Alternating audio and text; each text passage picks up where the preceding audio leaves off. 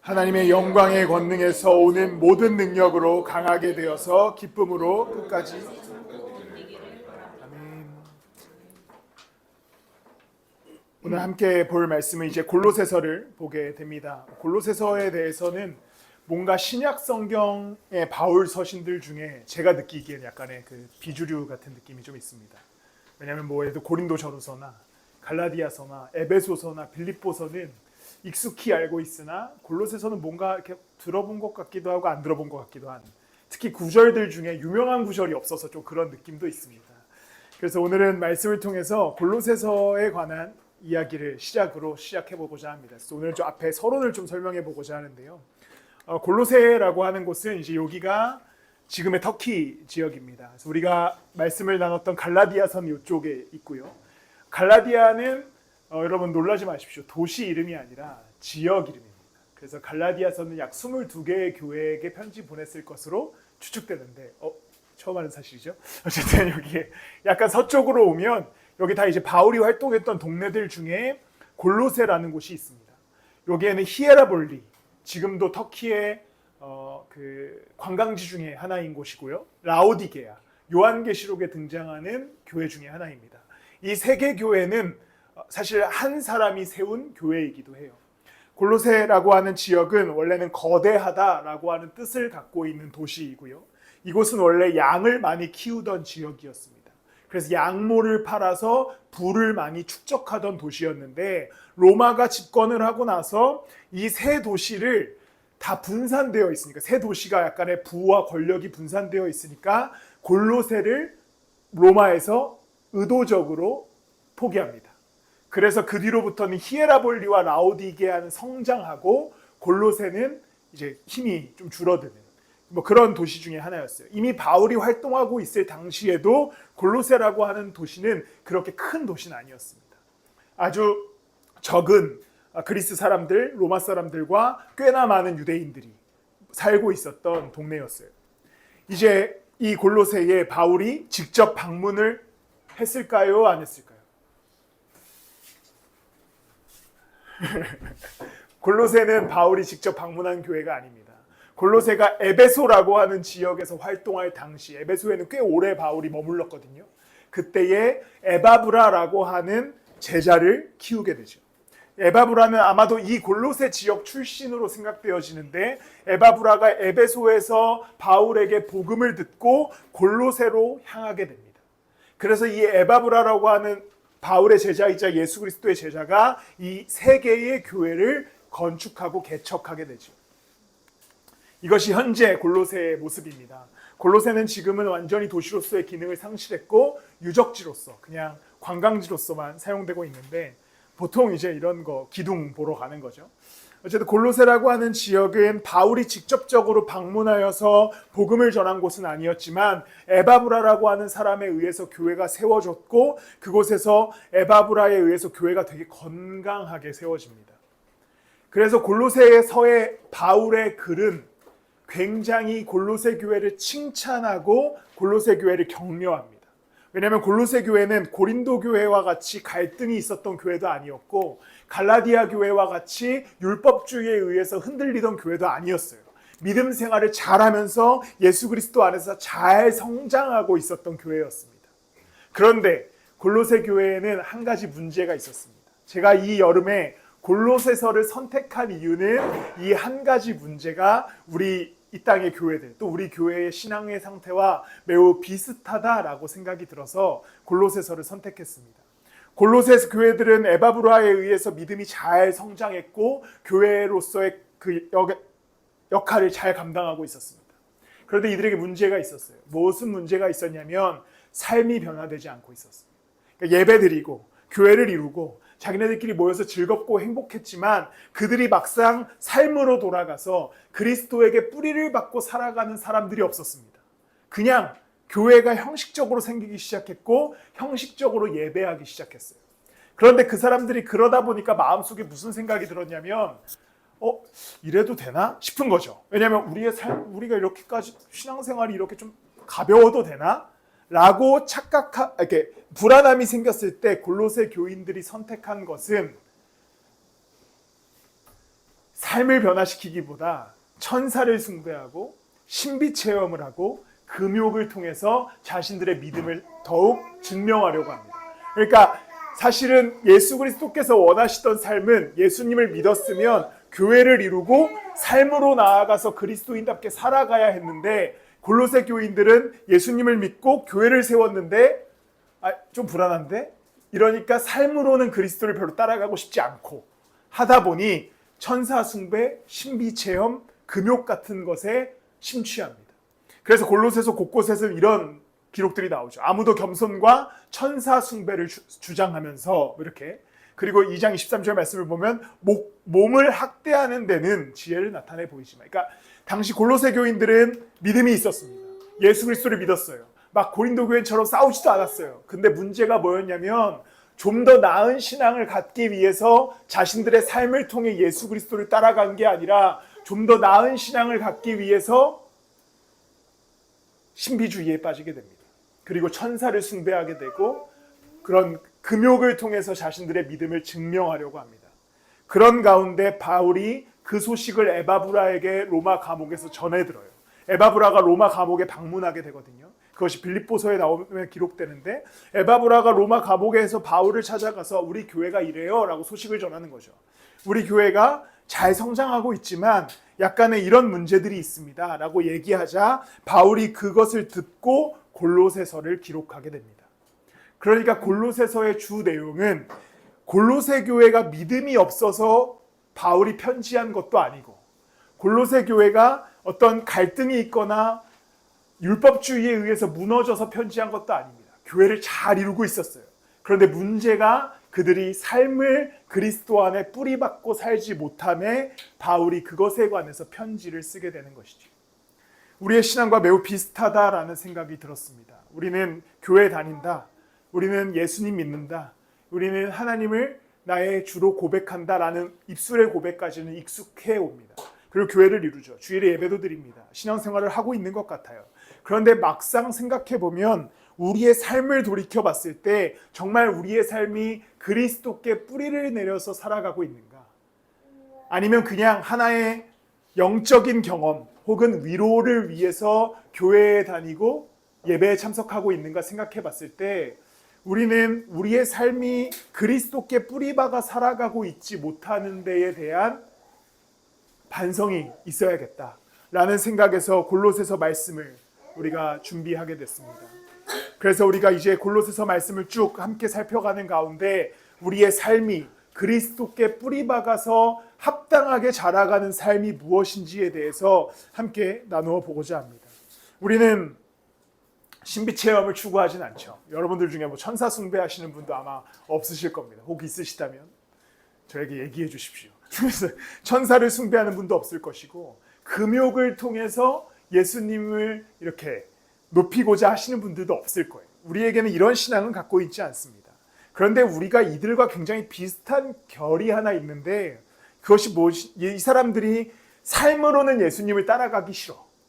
그런데 한번 교회에 나와서 천사를 숭배하면 예수님과 가까워질 수 있대. 그러니까 이들이 무엇을 선택합니까? 무엇이 더 편리합니까? 천사 숭배가 훨씬 편리하죠.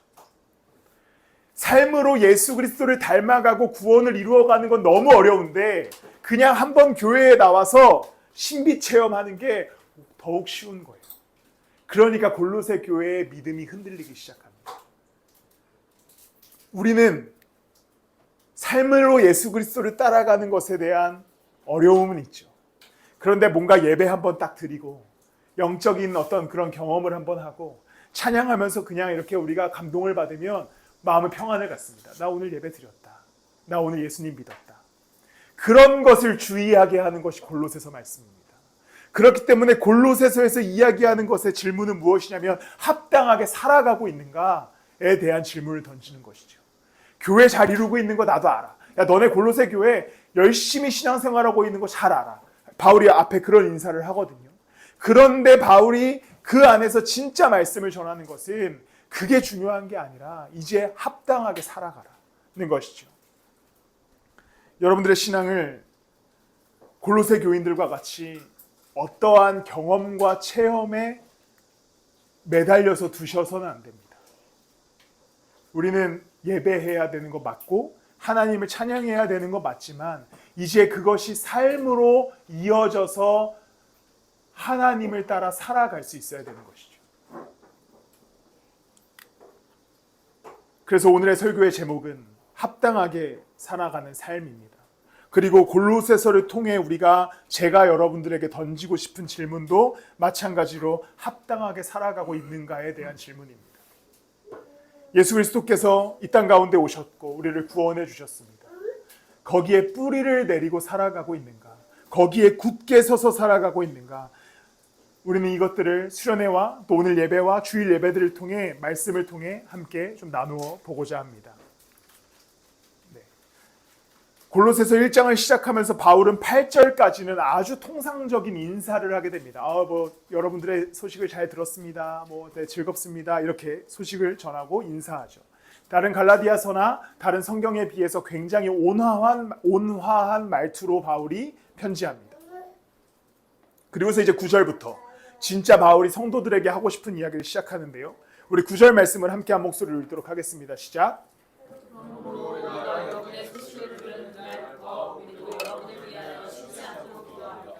우리는 하나님께서 여러분에게 모든 신령한 지혜와 총명으로 하나님의 뜻을 아는 지식을 채워주시게 되십니다. 이제 바울은 골로새 교회인들에게 어떻게 이야기하냐면 내가 너희들의 소식을 듣고 쉬지 않고 기도하고 있다. 그러면서 무엇을 바라냐면 모든 신령한 지혜와 총명으로 하나님의 뜻을 아는 지식이 좀 채워졌으면 좋겠다. 그러니까 그 안에 좀 예수 그리스도가 누구인지 하나님이 누구인지에 대한 지식이 충만하기를 바란다 라고 얘기한 후에 10절에 이렇게 얘기합니다. 여러분이 주님께 합당하게 살아감으로써 모든 일에서 그분을 기쁘게 해드리고 모든 선한 일에서 열매를 맺고 하나님을 점점 더 알고, 그러니까 신비주의와 체험과 어떤 영적인 경험에 빠져 있었던 골로새 교인들에게 바울이 편지하면서 나는 너희들이 그런 체험에 빠져 있는 것이 아니라 하나님을 아는 지식이 좀 풍성해졌으면 좋겠다. 그 이유는 뭐냐면 합당하게 살아가기 위해서다. 합당하게 살아가기 위해서 삶에 초점을 두고 있습니다. 그리스도인으로서의 올바른 태도는 이제 예수 그리스도를 아는 지식 안에 머물러 지식을 풍성하게 하고 그것이 삶으로 나아가 합당하게 살아가는 데 있습니다. 교회에 머물러 있는 신앙이 아니에요. 영적인 어떤 체험에 머물러 있는 신앙이 아니죠. 어떤 한 번의 구절과 한 번의 설교와 한 번의 성경으로 혹은 찬양으로 위로받는 신앙에 머물러 있지 말라고 얘기하는 겁니다. 거기서 예수 그리스도를 배웠으면 그 안에 지식과 그 안에 풍성함이 그리스도 안에서 채워졌으면 이제 그것을 어디로 가지고 가라고 얘기합니까? 합당한 삶으로 가지고 가라고 얘기합니다. 이것이 그리스도인들에게 요구하는 올바른 태도인 것이죠. 어느 정도 교회에 참석해서 감정적 동요를 느끼고 때로는 집에서 그냥 유튜브를 통해서 설교를 들으면서 마음의 위로를 얻기도 하고 때로는 어떠한 구절이 나에게 기쁨을 주기도 합니다. 다 좋아요. 충만함이 거기까지 있다면 거기서 끝나는 것이 아니라 바울이 10절에서 얘기하는 것처럼 이제 여러분이 주님께 합당하게 살아감으로써 주님을 기쁘게 해드려라. 모든 선한 일에 열매를 맺어라. 그리고 하나님을 점점 더 알아라. 이것이 그리스도인들에게 요구하시는 태도인 것이죠. 어느 정도 적당히 느끼는 체험, 감정적 동요, 때로는 어떠한 뜨거움과 따뜻함, 그 모든 것이 다 좋습니다. 그런데 이제 그것을 이어잡아 삶으로 가셔야 되는 거예요. 세상으로 가셔야 됩니다. 여러분들이 걸어가고 있는 삶의 현장 속에 그 그리스도를 아는 지식으로서 걸어가야 됩니다. 그 충만함 속에 삶을 살아가셔야 돼요. 여러분들이 가정 가운데 있을 때, 직장 가운데 있을 때, 모든 걸음 가운데 있을 때 그리스도를 아는 지식이 여러분 가운데 충만하다면 그 삶으로 살아가야 되는 것이죠. 최근에는 이 SNS라는 것이 굉장히 활발히 되면서 소위 설교 컨텐츠들이 많이 올라오고 있습니다. 저도 올리는 입장에서 그것을 비난하기에는 또 너는 올리면서 라는 생각이 드는데 그 중에 제가 한 분의 설교를 듣게 되었습니다. 그분은 굉장히 편하게 앉아서 설교를 하세요. 그리고 아마도 제가 알기로는 저보다는 저희 이제 같은 교단 후배 분이신데 이렇게 앉아서 설교를 하시는데 너무 따뜻해요. 제가 들어도 위로가 돼요. 너무 따뜻해. 막 막 어떻게까지 따뜻하냐면 여러분 여태까지 교회에서 목사님들이 맨날 찌르는 설교 뭐 이렇게 혼내는 설교 들으셨죠. 하지만 예수님은 사랑이죠. 이런 게 주제인데 제가 듣고 있어도 너무 따뜻해요. 그런데 제가 듣고 있다가 무슨 생각이 들었냐면 야, 이거 성경적이냐? 이거 성경적이야? 그래서 제가 어느 분께 그 설교를 얘기하면 이거는 성경적이진 않다. 하지만 젊은 친구들이 가기엔 좋겠다. 그냥 너무 따뜻해요. 계속 따뜻한 말밖에 안 해요. 막 앉아가지고 되게 아름다운 목소리로 네, 하나님은 사랑이시고 어쩌라고. 그러면 하나님 사랑이시면 그리스도인들 요구하는 건 무엇입니까?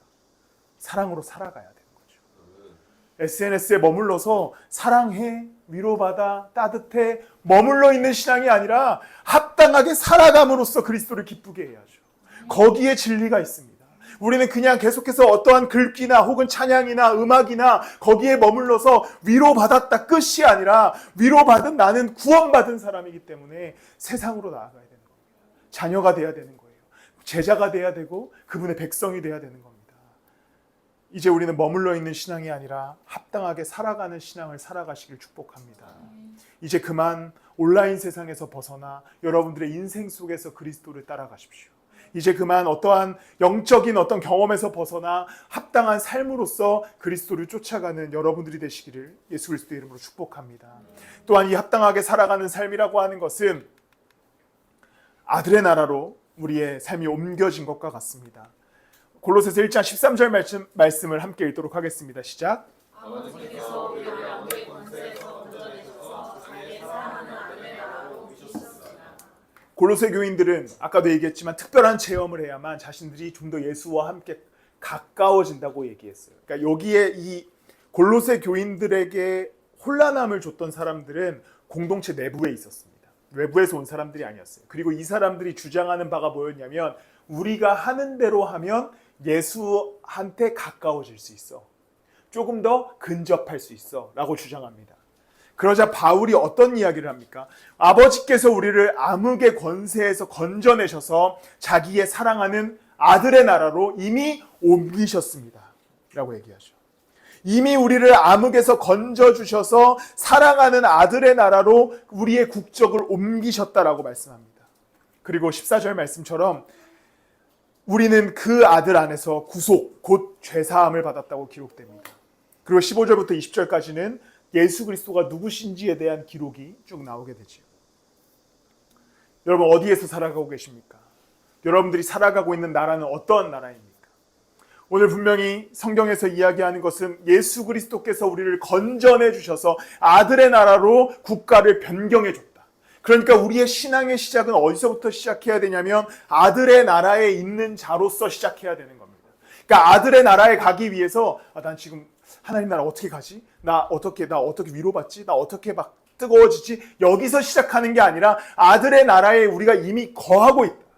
아버지의 나라에 내가 그 아들이 되었고 딸이 되었고 백성이 되었다. 거기서부터 우리의 신앙이 시작되어야 되는 것이죠. 이분들을 아십니까? 어제 혹시 올림픽을 보신 분들이라면 아실 텐데 독일 탁구 국가대표팀입니다.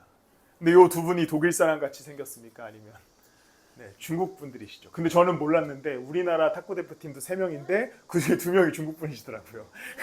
근데 포르투갈 국가대표팀 선수도 중국 분이시고 룩셈부르크 탁구 대표팀 분도 중국 분이시고 이거는 중국과 중국 간의 탁구 대결인가? 약간 이런 생각이 들 정도로. 근데 이분들이 이제 중국에서 귀화한 독일 선수들이에요. 근데 보면서 막 저희도 어제 보면서 이거 뭐 그냥 근데 저는 우리나라 선수들이 중국 선수들인지 모르고 이거 뭐야 중국이랑 하는 거야 한국이랑 하는 거야. 근데 나중에 생각해 보니까 중국과 중국의 대결이었다. 이런 그냥 생각이 드는데 근데 이분들이 어디 유니폼을 입고 있습니까? 독일 유니폼을 입고 있죠. 이분이 경기를 이들이 독일의 방문자로 갔겠습니까? 완전히 국적을 바꿔서 간 거죠. 나는 지금부터 독일 사람이다. 그럼 이분들은 누구를 위해서 뜁니까? 독일을 위해서 뛰죠. 그리고 이분들은 나중에 메달을 비록 못 받으셨지만 메달을 받을 때 어느 나라 이름으로 메달을 받습니까? 독일로 받죠. 국가가 바뀌면 그 국가 사람으로서 이분들의 원래 국적이 상관없이 어디서 태어났는가도 상관없이 그냥 독일 사람이 되는 겁니다. 그런데 오늘 본문에서 하나님께서 우리에게 얘기하시기를 그 아버지가 너희를 아들의 나라로, 예수 그리스도의 나라로 옮겨주셨다. 우리의 출발점은 그리스도인이 아닐 수 있으나, 우리의 원래의 삶의 모습은 그리스도와 어울리지 않는 삶일 수도 있으나 예수 그리스도께서 우리를 구속, 곧 죄사함을 주심으로 아들의 나라로 옮기십니다. 그 나라 백성 되게 하시죠. 그러면 우리는 어떻게 살아가야 됩니까? 방문객처럼 살아야 됩니까? 아니면 관광객처럼 살아가야 됩니까? 아버지 나라에, 아들의 나라에 거하는 사람들은 그 나라 백성답게 살아가는 겁니다. 그냥 여권 들고 한 국가에 여행하러 가는 사람들처럼 혹시 신앙생활하고 계시지 않습니까? 휴양을 즐기듯, 나 이번 주는 피곤했으니까 예배 드리러 가야겠다. 여권을 들고 가듯, 내가 이번 주는 힘들었으니까, 삶이 어려웠으니까 하나님 말씀을 위로받아야겠다. 여권을 들고 가는 거죠. 내가 오늘은 좀 지쳤으니까 찬양으로 좀 회복돼야겠다. 여권을 들고 가는 겁니다. 그렇게 살아가는 신앙이 아니라 우리는 이미 국적이 그 아들의 나라에 옮겨진 사람들이기에 그냥 모든 삶이 처음부터 끝까지 그 나라 백성으로, 그 나라의 법을 따르며 그 나라의 국민으로 살아가야 되는 겁니다. 하나님께서 우리를 그 나라에 옮기셨다고 얘기합니다. 그럼 우리는 이제 국적을 바꿔야 됩니다. 여러분들이 살아가고 있는 삶에서 그리스도를 방문하는 자가 아니라 그리스도의 나라에 거하는 자로서 살아가시길 축복합니다. 그냥 필요할 때 예수님을 방문하는 사람이 아닌 그냥 매일의 삶에서 예수와 함께 동행하는 사람이 될 때 그것은 그 어떠한 것보다 놀라운 은혜와 위로가 되는 줄을 믿습니다. 내가 만약에 예수님을 방문하는 사람이라면 매일의 삶이 고통스럽지 않겠습니까? 힘들다가 예수님 한번 방문하고 휴양지 가듯이 예수님을 찾고, 그러한 인생이 아니라 내가 지금 그 나라에 거하고 있다. 내가 지금 그 나라에 살아간다. 그러면 그 나라에서 누릴 수 있는 모든 것들을 삶 속에서 누리지 않겠습니까? 저는 굉장한 사대주의자입니다. 저는 미국을 사랑하죠. 저는 늘 후회가 아니죠. 제 잘못이 아니니까. 늘 생각합니다. 미국인으로 태어났으면 어땠을까? 얼마나 행복했을까? 아침에 일어나서 스포츠 뉴스를 보고 점심에 나가서 햄버거를 하나 먹고 그 다음에 저녁에 뭐 야구든 농구든 미식축구를 보면서 하루를 마무리하는 그러한 인생 얼마나 좋을까? 꿈을 꾸지 않습니까? 그러면서 제가 근데 미국인이 되고 싶은 어떠한 그런 좀 감정이 있다고 칩시다. 실제로 있어요? 있지 않아요. 어쨌든 그런 마음이 있다고 칩시다. 그래서 제가 미국에 지금부터 이렇게 생각하는 거예요. 나 지금부터 미국인이야. 나 오늘부터 한국에 사는데 나 미국인이야. 나 이제부터 미국인처럼 행동할 거야. 그러면서 갑자기 영어를 쓰고 갑자기 점심에 실제로도 그러지만 햄버거를 먹고 갑자기 한국 프로그램을 안 보고 계속 미국 프로그램만 보면서 난 지금부터 미국인이야. 나 미국인이야. 근데 이게 미친놈이죠 사실은. 한국에 계속 살면서 인천에 살고 강동구 왔다 갔다 하면서 나는 미국인이야. 나 미국이 너무 좋아. 이러면 정신 나간 사람이잖아요. 근데 여러분도 혹시 여러분들의 신앙이 그렇게 살고 계시나요? 나 예수님, 나 그 나라에 있어. 하지만 내 삶은 계속 세상에 있어. 나 지금 나 예수님 나라에 거하고 있어. 나 예수님 너무 좋아. 근데 내 인생은 계속 세상에 있어. 이렇게 살아가고 계시지 않습니까? 그저 그냥 하나님 나라를 꿈꾸는 사람으로서 살아가고 계시지 않아요? 우리는 하나님 나라에 이미 그 나라로 우리를 옮기셨는데 우리는 그 나라에 거하지 않고 싶어요. 계속 세상에 발을 담그고 그 나라, 나 그 나라 너무 좋아. 나 그 나라 너무 행복해 보여. 나 그 나라에 가서 살고 싶어. 이런 고백만 하고 계시지 않습니까? 참 그리스도인이라면 이미 우리의 삶이 그 아들의 나라로 옮겨졌기 때문에 그 나라 백성답게 그 나라의 능력을 누리면서 살아가셔야 됩니다. 그렇게 한 주간을 살아가시기를 예수 그리스도 이름으로 축복합니다. 23절에 바울은 마지막으로 골로새 교인들에게 이렇게 권면합니다. 우리 한 목소리로 함께 읽도록 하겠습니다. 시작. 믿음의 승리를 잡아 굳건히 서 있어야 하며 여러분이 들은 복음의 소망에서 떠나지 말아야 합니다. 이 복음은 하늘 아래 있는 모든 민족들에게 전파되었으며 나 바울은 이 복음의 일꾼이 되었습니다. 이제 바울이 1장 23절에 하나의 챕터를 마무리하면서 바울이 이렇게 얘기합니다. 그러므로 여러분은 믿음의 튼튼히 터를 굳건히 잡아 서 있어야 하며 여러분은 들은 복음의 소망에서 떠나지 말아야 됩니다. 이 말씀이 되게 평범한 말씀처럼 보이지만 주체가 누구한테 있습니까? 튼튼히 털을 잡는 사람이 누구예요? 성도들이죠. 복음에서 떠나지 말아야 되는 사람이 누구예요? 성도들이죠. 그런데 우리의 신앙은 종종 이렇게 생각합니다. 하나님, 내게 믿음 주세요. 하나님, 나 회복시켜 주세요. 하나님이 주체가 되셔서 나를 좀 성장시켜 주세요. 기도합니다. 그리고서 하나님이 별 응답이 없으신 것 같으면 아유, 하나님이 나 회복 안 시켜주셨니? 다음에 회복돼야지. 지금은 뭐 안 되겠어. 그런데 이 말씀을 보십시오. 누구에게 명령합니까? 너희가 스스로 튼튼히 털을 잡아 굳건히 서 있어라. 너희가 소망을 예수 그리스도께 두고 있어라. 의지적으로 소망과 굳건한 믿음을 하나님께 두라고 얘기합니다. 스스로 튼튼히 굳건히 서 있어라. 흔들리지 마라. 떠나지 마라. 그리스도를 믿는 이들에게 요구하시는 하나님의 말씀은 적극적으로 그 터에 머물러 서 있는 거예요. 여러분, 영적인 양심에 스스로 손을 얹고 생각해 보십시오. 우린 늘 이런 걸 바라죠. 하나님이 나를 회복시켜 주셨으면 좋겠다. 하나님이 나에게 말씀해 주셨으면 좋겠다. 하나님이 나를 뜨겁게 해주셨으면 좋겠다. 그런데 무슨 노력을 하고 계십니까?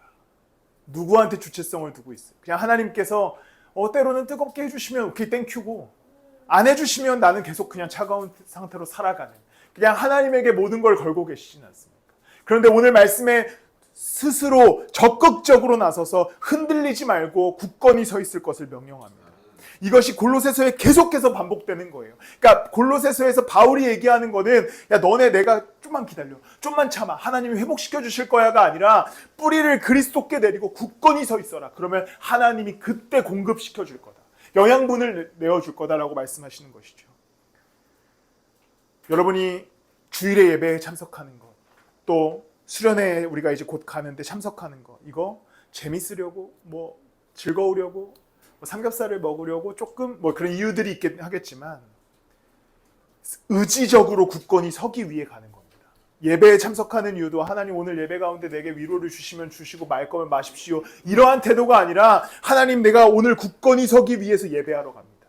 하나님 오늘 말씀 읽는 가운데 오늘 뭐 이거 나한테 뭐 이거 어려운 거 내가 뭐 지혜를 주시든 말든 알아서 하십시오가 아니라 내가 의지적으로 말씀 안에 거하기 위해서 성경을 펴는 거지요.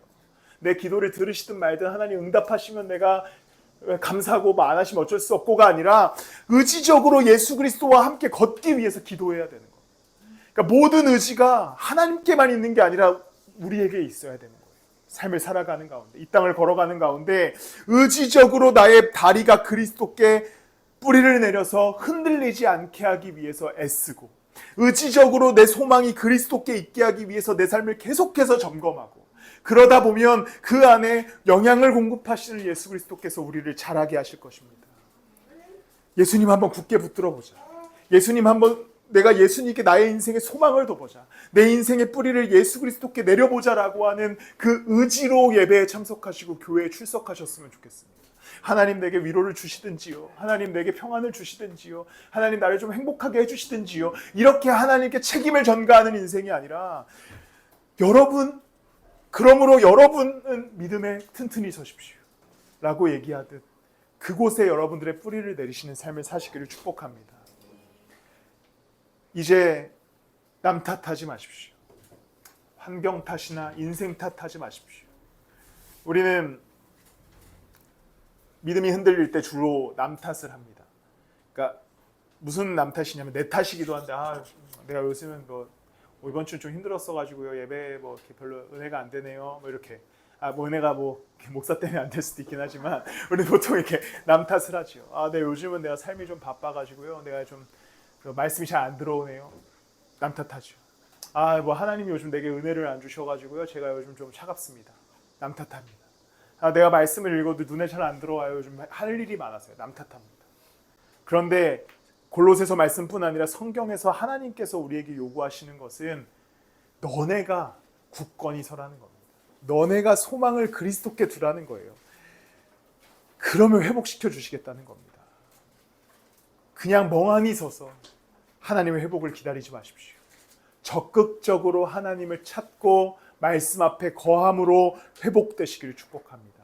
또한 오늘 예배가, 우리 매주의 예배가, 또한 못 가시는 분들도 있지만 우리 수련회가 그 적극적인 걸음의 표현이었으면 좋겠습니다. 의지적으로 내가 하나님 앞에 서겠다. 의지적으로 내가 내 뿌리를 그리스도께 내리겠다. 의지적으로 내 삶을 예수 그리스도께 맡겨드리겠다라고 하는 믿음으로 걸어가시는 여러분들이 되시길 축복합니다. 말씀을 마무리합니다. 합당하게 사셔야 됩니다.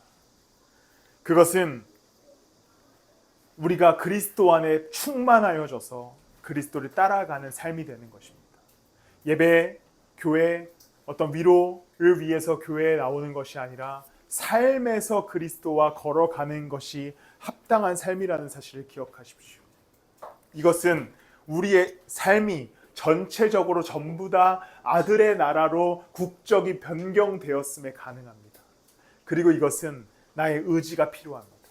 하나님, 내가 주와 함께 살겠습니다. 주님을 더욱 사랑하겠습니다. 그러한 의지로 걸어가시는 여러분들이 되시길 축복합니다. 우리 마지막으로 함께 찬양하실 텐데, 우리 아까 했던 찬송가